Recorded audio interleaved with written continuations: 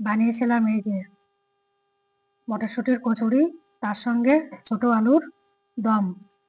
দেখুন পুরটা কত ভরা, দেখুন এই যে এত সুন্দর হয়েছে না, একদম মচমচ করছে একেবারে।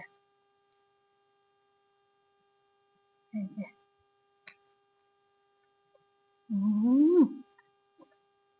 এত সুন্দর হয়েছে বলে বোঝাতে পারবো না। এইভাবে আমি যেভাবে করেছি ঠিক এইভাবে বানিয়ে খেয়ে দেখবেন কতটা ভালো লাগে, সব সঠিক উপাদান দিয়ে। এই উপাদানগুলো দিলেই এই আলুর দমটা কিংবা মটরশুঁটির কচুরিটা একদম সঠিক হবে। এইভাবে বানিয়ে খেয়ে দেখবেন। আর এই ভিডিওটির লিঙ্কটি এখানে অ্যাটাচ করে দেওয়া আছে, দুটোরই যে দেখে নেবেন আমি কিভাবে বানিয়েছি। এইভাবে বানিয়ে আপনারা খাবেন।